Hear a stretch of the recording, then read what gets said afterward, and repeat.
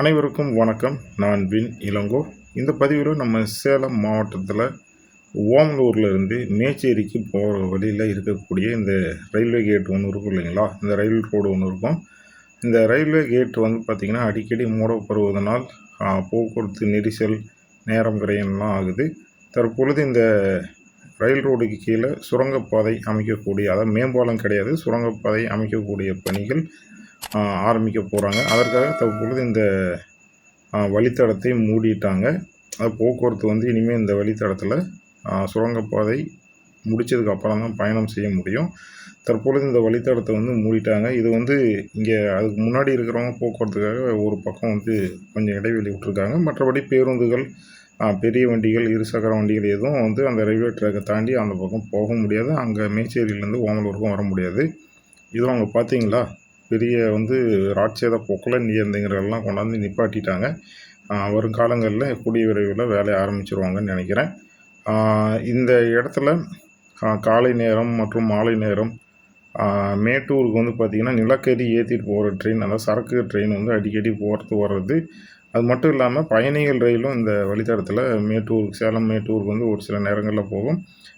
அந்த மாதிரி வண்டிகள், தொடர் வண்டிகள் போகும் பொழுது ரொம்ப நேரம், அதாவது சரக்கு வண்டிலாம் பார்த்திங்கன்னா ரொம்ப நீளமாக இருக்கும் இல்லைங்களா, அதனால் ரொம்ப நேரம் வந்து காத்திருந்து போகிற மாதிரியான ஒரு சூழல் இருக்கும். அது மட்டும் இல்லாமல் நம்ம ஆளுங்க ட்ராக்கு போட்டாங்கன்னு வைங்களேன், ஒரு பக்கத்தில் நிற்க மாட்டாங்க, 2 பக்கம் வந்துக்கிட்டு ஏறிட்டு நிற்பாங்க. அந்தாண்டியும் ஏறிட்டு வருவாங்க, இந்தாண்டியும் ஏறிட்டு வருவாங்க.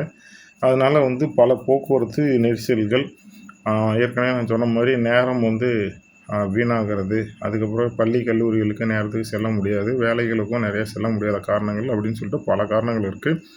தற்பொழுது ரயில்வே துறை சார்பில் இந்த சுரங்கப்பாதை வந்து அமைக்கப்படுகிறது. அதற்காக வந்து வேலை வந்து ஆரம்பிக்க போகிறாங்க. அதனால் ஓமலூர்லேருந்து மேச்சேரிக்கு போகிற வண்டி எல்லாமே செம்மாண்டப்பட்டி வழியாக சுற்றிக்கிட்டு போய் அந்த பஞ்சுகாலிப்பட்டி போய் சேர்ந்து அங்கேருந்து மேச்சேரிக்கு போகிற மாதிரி இருக்குது. அது மட்டும் இல்லாமல் தாரமங்கலம் வழியாக போய் அங்கேருந்தும் வந்து பார்த்திங்கன்னா ஒரு சில கிராமங்களுக்கு போய் சுற்றிட்டு வந்து இந்த பஞ்சுகாலிப்பட்டி, இந்த இடம் பார்க்குறோம் இல்லைங்களா, பஞ்சுகாலிப்பட்டிக்கு முன்னாடி பாலிக்காடு அப்படின்னு ஒரு இடம் இருக்குது. அந்த இடத்துல வந்து சேர்கிற மாதிரி இருக்குது. இந்த பகுதி தெரியுது பாருங்கள், இதுதான் மேச்சேரி ரோடு. அதே மாதிரி மேச்சேரியிலேருந்து வரும் பொழுதும் அதான் இந்த ரோடு தெரியுது இல்லைங்களா, இடதுபுறமாக உள்ளே போய் செம்மாண்டப்பட்டி போய் அப்படியே சுற்றிக்கிட்டு தருமபுரியிலேருந்து சேலம் வர பைபாஸ் வந்து ஓமலூர் வந்து போயிடும். இப்போ இந்த இடம் அம்புக்குறி போட்டது தெரியுது இல்லைங்களா, இடதுபுறமாக அங்கேருந்து, அதாவது தாரமங்கலம் ரோட்லேருந்து வர்றதுனாலும் அந்த வழியில் வந்து இங்கே சேர்ந்துடும், போயிடும். இதோ பாருங்க, ஒரு பஸ்ஸு சேலத்தை நோக்கி போகுது. அது வந்து அங்கே தான் செம்மாண்டப்பட்டி வழியாக போய் போகும். இதனால் வந்து பொதுமக்களுக்கு கொஞ்சம் சிரமம் இருக்கும். சிரமத்துக்கு வேறு வழி இல்லை, மாற்றங்கள் வேணும் அப்படின்னா நம்ம ஒரு சில சிரமங்களை தாங்கித்தான் ஆக வேண்டும். கூடிய விரைவில் சுரங்கப்பாதை கட்ட ஆரம்பிப்பாங்க. ஆரம்பித்து எவ்வளோ சீக்கிரம் முடிக்கிறாங்களோ அவ்வளோ சீக்கிரம் மக்களுக்கு நல்லது. ஏன் அப்படின்னா ரொம்ப சுற்றி வர முடியலைங்க, இன்றைக்கி போயிட்டு வரதுக்குள்ளே எனக்கே போதும் ஆகிடுச்சு.